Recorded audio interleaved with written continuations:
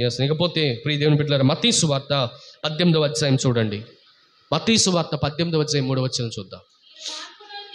మీరు మార్పు నొంది బిడ్డల వంటి వారైతేనే గాని పరలోక రాజ్యములో ప్రవేశించరని మీతో నిశ్చయముగా చెప్పుచున్నాను. చూడండి, యేసుక్రీస్తు ప్రభువారి దగ్గరికి ఒక రోజున నికోదేము అనేటువంటి ఎవరు వచ్చారంట?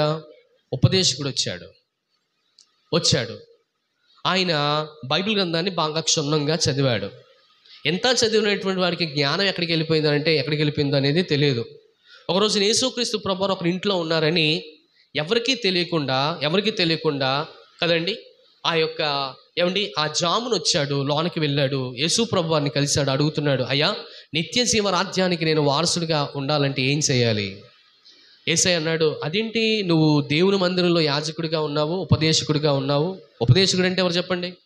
ధర్మశాస్త్రోపదేశకుడు అంటే ధర్మశాస్త్రాన్ని బాగా తెలిసి దాన్ని బాగా చదివినటువంటి వాడు, అంటే బైబిల్ గ్రంథాన్ని బాగా నమిలేసిన వాడు, జ్ఞానవంతుడు. ఆయనకి తెలుసు పరలోకం వెళ్ళాలంటే ఏం చేయాలో.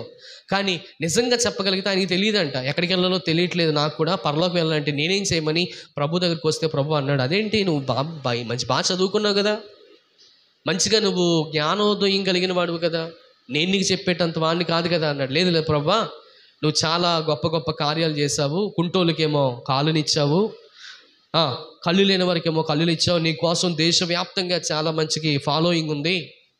కనుక నా యొక్క సమస్య కూడా నీ దగ్గర ఏముంటుంది, ఆన్సర్ ఉంటుందని నీ దగ్గరికి వచ్చాను నాయన. దయచేసి నా ఆన్సర్కి నువ్వు జవాబు చెప్పు. నేను పరలోక రాజ్యం వెళ్ళాలనుకుంటున్నాను, ఏం చేస్తే బాగుంటుందని చెప్తే అన్నాడు. ఆయన ఏమన్నాడు చెప్పండి ఏమన్నాడు? నువ్వు మరలా మారుమనసు పొందాలి. తర్వాత నువ్వు మరలా మారుమనసు పొందాలంటే ఏం చేయాలి? నువ్వు చిన్నపిల్లగా అవ్వాలి అన్నాడు. చిన్నపిల్లగా. ఇప్పుడు నాకు తెలిసి నికోదేముకి ఎన్ని సంవత్సరాలు? 70-80 సంవత్సరాలు ఉంటాయి.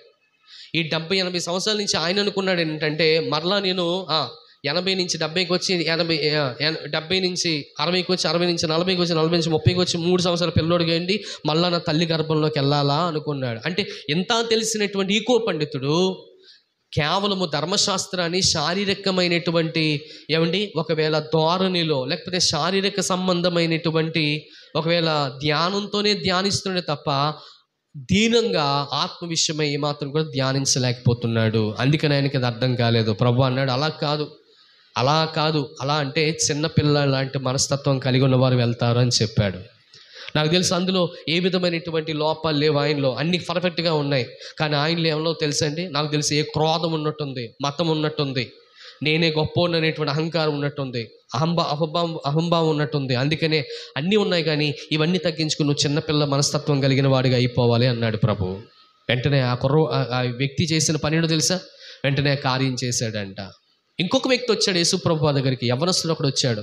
యవ్వనస్తుడు కూడా ఒక రోజున వచ్చి అన్నాడు, నిత్య జీవ రాజ్యానికి నేను వారసునిగా కావాలి, నేనేం చేయాలి ప్రభు అని అంటే, ప్రభు అన్నాడు, పైనుంచి చూశాడు, మంచి వయసులో వచ్చావు, శబాష్, రావాల్సినటువంటి వయసులోనే వచ్చావు. ఈ రోజున చాలామంది యవ్వనస్తులు రాలేకపోతున్నారు సరైన వయసులో.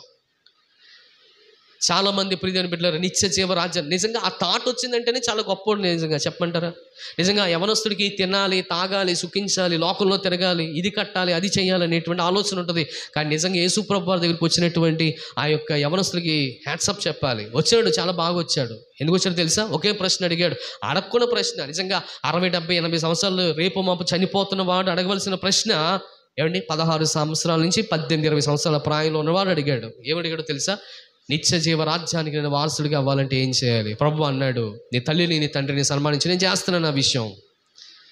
దొంగతనం చేయట్లేదు, వ్యభిచారం చేయడం లేదు, నరహత్య అస్సలు చేయలేదు, అన్నీ బాగానే ఉన్నాయి. మరి ఏంటి నీలో ఉన్నటువంటి లోపమని పైనుంచి కింద వరకు తేరి చూసినటువంటి ప్రభు అన్నాడు, నీకు బాగా ధనవంతుడు, నేను ధనం ఎక్కువైపోయింది, నీకు ఆస్తికరుడుగా ఉన్నావు, నీ ఆస్తిని అంతటిని అమ్మేసి నువ్వు బేదలకు ఇచ్చేసి అన్నాడు. బేదలకా అని చెప్పేసి యేసు ప్రభువు ఎలాగైతే చూశాడు, వీళ్ళు కూడా అలా చూశాడంట. పైనుంచి వేసాను కింద వరకు చూసిన తర్వాత చెప్పొచ్చే వాళ్ళ చాలే, ఆ ఒక్కటే చేయలేదు ప్రభు. ఎందుకు తెలుసా? మా బాబులు కష్టపడి తెచ్చారు.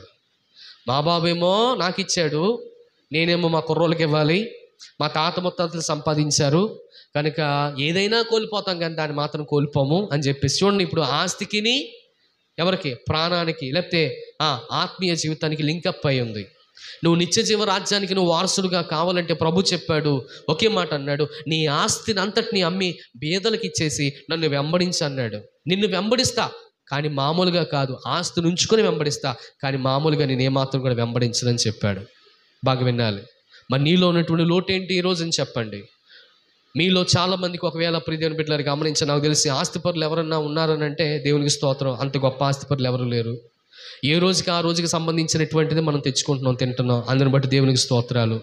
చాలాసార్లు అంటారు నేను అక్కడ ఉండాలంటారు.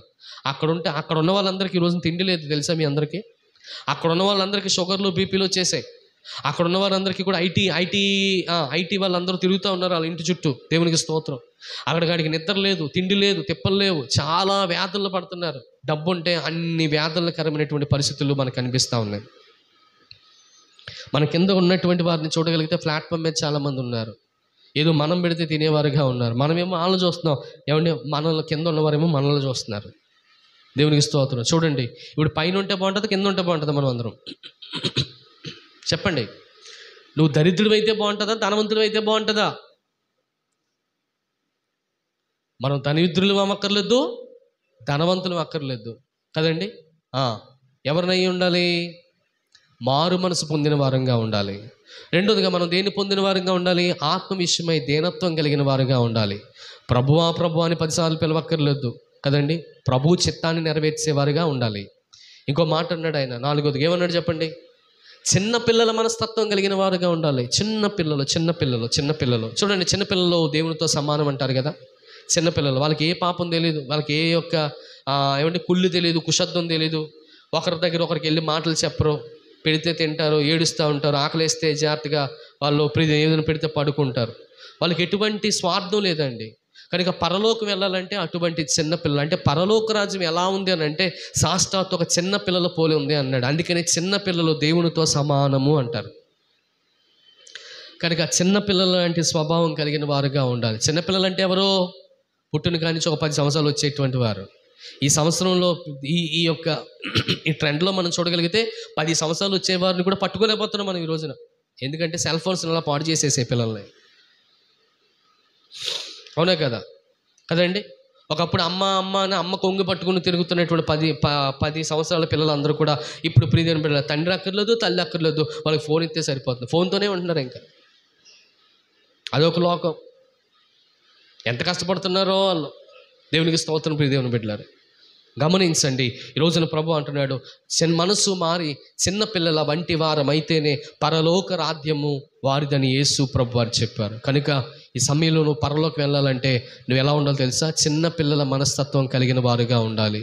దయచేసి గమనించండి. ఇంతవరకు ఒకవేళ మన మనసులో ఎవరైనా గాయపరిచామేమో, చాలాసార్లు ప్రియ దేవుని బిడ్డలారు గమనించండి. అత్తేమో కోడలేమో అత్తని బాధపెడుతున్నారేమో. దయచేసి ఈ విషయాన్ని గమనించాలి.